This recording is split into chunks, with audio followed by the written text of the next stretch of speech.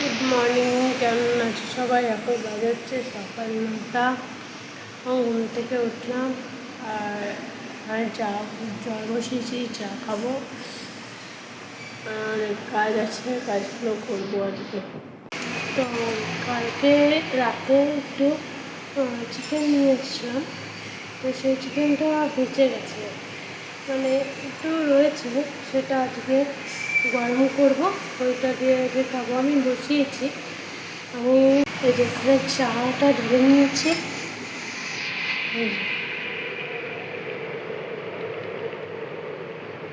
চিকেনটা আমি ফোটাতেই দিয়েছি, একটু গরম করব, গরম করে আবার যখন খাবো তখন আর একটু গরম করে নেব। জলটা ভরে নিই।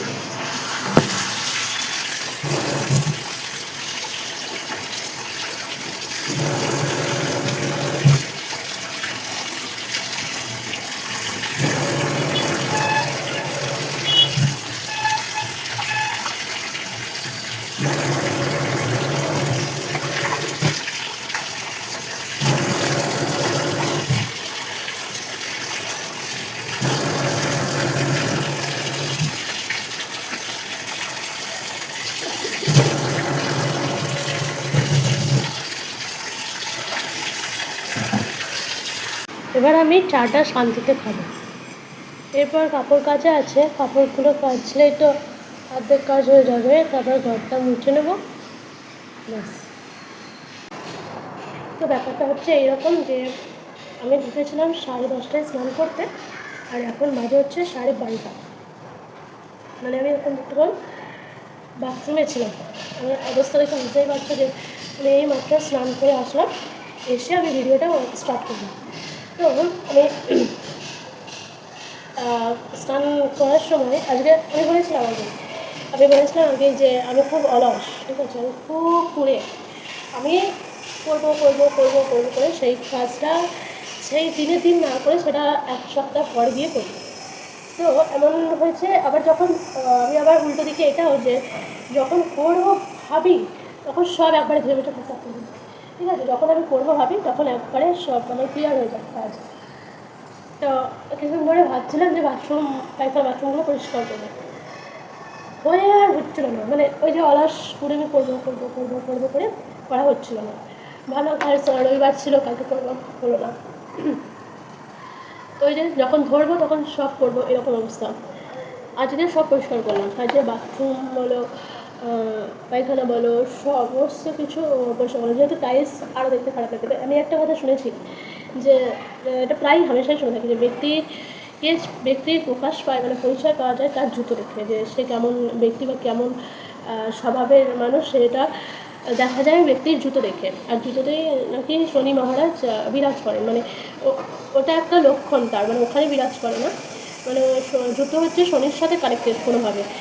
ছেঁড়া জুতো পরা যায় না, যত জুতো শৌখিন হবে তত নাকি তার মানে শনি গ্রহ থাকে না, উন্নত থাকে। যাই হোক, সেসব কথা আমি অতটাও জানি না ভালো করে, আমি শুনেছি। আর দ্বিতীয় হচ্ছে মানুষের সৌন্দর্য প্রকাশ পায় তার বাড়ির পায়খানা বাথরুম দেখে। মানে যার বাড়ির পায়খানা বাথরুম যত সুন্দর হবে, পরিষ্কার পরিচ্ছন্ন, যত শৌখিন হবে, নিট অ্যান্ড ক্লিন হবে, তার সৌন্দর্য প্রকাশ পাবে সেই পায়খানা বাথরুমের উপর। তো আমি এতক্ষণ ধরে ওই কাজটাই করছিলাম। সেই 10টায় ঢুকেছি, জামা কাপড় কাচলাম, জামা কাপড় কেচে পায়খানা পরিষ্কার করলাম, তারপরে বাথরুম পরিষ্কার করলাম, তারপরে আমি নিজে স্নান করলাম, তারপর আবার এক দফা কেচে কুচে আবার আমি মানে সব ঠিকঠাক করে রাখলাম। তো সেটাই বলছি যে আমি জীবনে কোনো দিন আমি পায়খানা বাথরুম পরিষ্কার করিনি। আমার বাড়িতে দুটো পায়খানা বাথরুম আছে, কোনো দিন আমি ছুঁয়েও দেখিনি তাদেরকে, ঠিক আছে। সব করতো আমার মা ছিল পায়খানা বাথরুম ম্যাথর, ঠিক আছে, পায়খানা বাথরুম পরিষ্কার করতো, রান্না করতো, রাঁধুনি, বাড়ি দেখাশোনা করতো, কোথায় কী হচ্ছে, এই করছে সে করছে, কোন গাছটা মরে গেল, কোন গাছটা, সমস্ত মানুষ থেকে শুরু করে একটা গাছ পর্যন্ত সমস্ত টেক কেয়ার করতো, মানে আমার মা, ঠিক আছে। আমাদের দেখাশোনা, পড়াশোনা সমস্ত কিছু করতো আমার মা এতদিন ধরে। ওই যে বলে না, ঠেলায় না পড়লে বিড়াল গাছে ওঠে না। তো এখন আমার ঠেলায় পড়েছি। জীবনে আমি কোনো দিন এক গ্লাস জল পর্যন্ত গড়িয়ে খাইনি, নিজের হাতে খাইনি, সেটাও আমাকে দিয়েছে আমার মা। সেটাও আমার মুখের সামনে ধরেছে, ঠিক আছে? আমি কোনোদিন কিছুই করিনি নিজের হাতে সেরকম বলতে গেলে।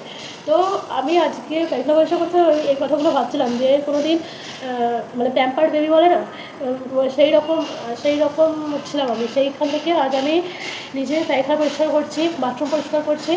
আমি চাইলে লোক ডাকিয়ে পরিষ্কার করিয়ে নিতে পারতাম, কিন্তু আমি সেটা করিনি। কেননা কি না, নিজের স্বপ্নগুলো যাতে পূরণ হয়, নিজের স্বপ্ন পূরণ করার লক্ষ্যে, ওই যে 2 পয়সা বাঁচাবার লক্ষ্যে যে নিজের যে ছোটো ছোটো স্বপ্নগুলো থাকে না, যে এইটা করবো, শখ থাকে এইটা করবো সেটা, সেই খাতিরে আমি কোনো এক্সট্রা পয়সা আমি নষ্ট করি না।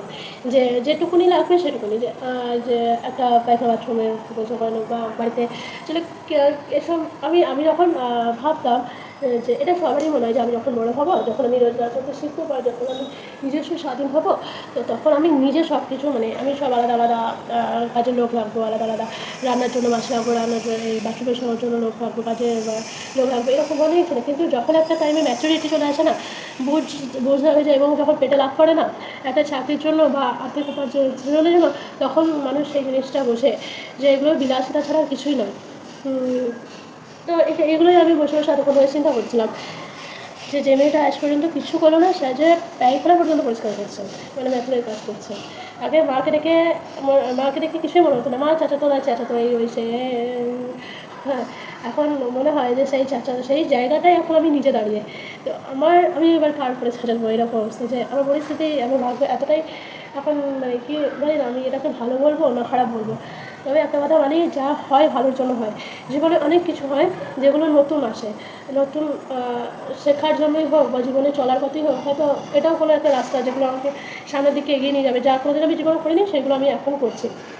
এগুলো আমার করতে বিরক্ত লাগছে না, বরং সেইগুলো থেকে যে শিক্ষাটা আসছে না, যে আমার মা করতে একদিন আমি সেই জায়গাটায়, তো সেইগুলো একটা যে শিক্ষা, সেটা সেটা যে নিচ্ছে, মানে প্রকৃতির প্রকৃতির যা কিছু আছে, ক্ষুদ্র জিনিস থেকে শুরু করে সমস্ত বড় কিছু, সেটা একটা পাখি হোক কি একটা গাছ হোক কি আকাশ হোক কিংবা সূর্য, সমস্ত কিছু থেকে আমাদের শিক্ষা নেওয়া উচিত। সমস্ত কিছু আমাদেরকে শিক্ষা দেয়। যে আমি এটা সবাই পড়েছিলাম এই কবিতাটা, যে সূর্য আমায় শিক্ষা দিল আপন তেজে জ্বলতে, মাটি আমার শিক্ষা দিল সহিষ্ণুতার, এরকম কিছু। এই মুহূর্তে আমার ঠিকঠাক কবিতাটা মনে পড়ছে না, তো এই কবিতাটা আমরা সবাই পড়েছি। তো সেইটাই হচ্ছে কথা, যে আজকে আমি পরিষ্কার করতে গিয়ে আমার এই কথাগুলো মাথায় এলো, এই কথাগুলো আমি চিন্তা করছিলাম, তাই আমি বললাম। তো এই রকম কে করেছো বা কে ফিল করতে পারো যে এককালীন মা করতে, আজ সেখানে এসে সেই মায়ের জায়গাটা অনুভব করতে পারো, তো আমাকে কমেন্ট করে বলো, তোমাদের গল্প আমি শুনতে চাই। তো এই হচ্ছে কথা। এখন বাজে 12:30, আর হ্যাঁ, তো কালকে রবিবার ছিল, রাতে চিকেন এনেছিলাম। অন্য কোনো দিন চিকেন বাঁচে না রাতে যাই থাকে না, আমার যেহেতু জায়গার অভাব, রাখার জায়গা নেই, ফ্রিজ নেই, আজকাল প্রচণ্ড গরম, জিনিস নষ্ট হয়ে যায়। তো জিনিস না দিনের বেলাতে যা বা রাতে গরম করে খাওয়া যায়, কিন্তু রাতেরটা আর রাখা যায় না। তো সেই জন্য আমার কোনো দিন রাতে খাবার বাঁচে না, সব বেশি থাকলেও আমি এটা খেয়ে নিই। সেই জন্য রাতে চেষ্টা করব কম রান্না করার। হঠাৎ কালকে দেখলাম আমার কিছুটা চিকেন বেঁচে গেছিলো, সেটা মানে সেই ভাবছি যে এটাও হয়তো একটা কোনো ইঙ্গিত ছিল, যে কালকে চিকেনটা বেঁচে গেলো, রান্না কম করতে হলো। শুধু বলেছিলাম আলু শুধু ভাত করবো, সে আলু শুধু ভাতও হয়ে গেছে আমার। তো সেইটাই ভাবছি যে সব কিছু আমার আজকে কমপ্লিট হয়ে গেলো, শুধুমাত্র এই মানে কাজগুলো যে পেন্ডিং ছিল সেগুলো করার জন্য। মোটামুটি সব কাজ শেষ, এখন আর কোনো কাজ নেই। এবার আমি একটু মানে মাথা কথা আঁচড়াবো, ওই মাথাটা ভিজেছিলো বলেই আমি চুলটা শুকাতে দিয়ে এই কথাগুলো বললাম। এবার কথা আঁচড়াবো, নিজেকে একটু করবো, তারপর আবার দেখা হচ্ছে বিকেলবেলায়। এখন বাজে হচ্ছে প্রায় 3টে, আমি খাওয়া দাওয়া কমপ্লিট, এখন যাবো আমি ঘুমোতে। দেখা হচ্ছে আবার বিকেলবেলায়। তোমরা শুনতে পাচ্ছ কি না জানি না, দেখো কত জোরে জোরে কাজের আওয়াজ আসছে, হাতুড়ি ঠোকার বা এরকম। তো ঘরের ভিতরে পুরো জানলা সব অফ, তারপরেও এত জোরে জোরে আওয়াজ আসে, সেজন্য অনেক দিন আমার ভিডিওই করা হয় না। মানে ভিডিওগুলো করি কিন্তু আমার আপলোড করা হয় না এত আওয়াজের জন্য। আমার ভয়েসটা পেরিয়ে গিয়েও অত জোরে জোরে আওয়াজ হয়, সেজন্য আর মানে ভিডিও সেই রকম আসে না। এখন প্রায় বাজে হচ্ছে 7:35 মতো, তো বাইরেটা পুরো অন্ধকার। 7:15-20 মতো এখানে আলো থাকে, তারপর পুরোপুরি অন্ধকার হয়ে যায়। এই যে তারপরে পুরো অন্ধকার হয়ে যায়। তো এখন আমি ভাত বসিয়েছি, আলু সিদ্ধ ভাত। আর রাতের দিকে যখন খাবো একটু বেগুন ভাজবো। তো আমার এখানে ভাত হচ্ছে, তো প্রায় বাজছে এখন 1:45 মতো। আমি এখন একটু বইটা নিয়ে বসেছি। রাতের দিকটা অতটা ঝামেলা থাকে না, সেই জন্য একটু সময়টা বেশি থাকে। এখন দেখা হচ্ছে আবার পরের কোনো একটি ভিডিওতে। তো এখন আমি এখানেই ভিডিওটা শেষ করলাম। ততক্ষণ আপনারা ভালো থাকবেন, সুস্থ থাকবেন।